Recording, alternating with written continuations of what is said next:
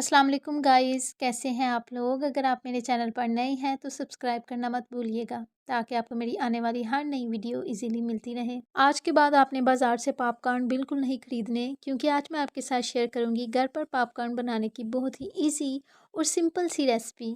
तो चले हम जल्दी जल्दी रेसिपी को स्टार्ट करते हैं। पॉपकॉर्न बनाने के लिए हमें जिन चीज़ों की ज़रूरत होती है वो है घी, नमक और मकई। आम मकई से पॉपकॉर्न नहीं बनते, ये स्पेशल मकई होती है।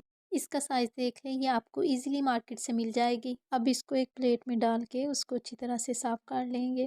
कोशिश किया करें कि जितनी भी बाज़ार की लाई हुई चीज़ें हों उन्हें एक बार खुद अच्छे से साफ़ करके अपनी तसल्ली कर लिया करें, क्योंकि हम घर पर चीज़ बना रहे हैं उसका मतलब ही यही होता है कि घर पर साफ़ सुथरी चीज़ बनाई जाती है। अब एक पैन में थोड़ा सा घी ऐड करेंगे और उसके बाद थोड़ा सा नमक ऐड करेंगे। नमक थोड़ा सा ही ऐड करेंगे, क्योंकि अगर ज़्यादा नमक हो जाएगा तो ये पॉपकॉर्न को कड़वा कर देगा। घी और नमक ऐड करने के बाद मकई ऐड करेंगे और 3 से 4 मिनट तक इसका कलर चेंज होने तक अच्छे से फ्राई करेंगे।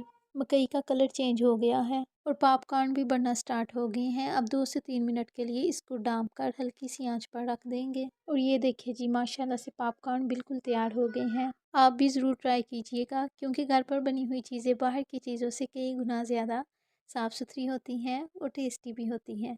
मुझे कमेंट में ज़रूर बताइएगा आपको मेरी आज की रेसिपी कैसी लगी। अल्लाह हाफिज़।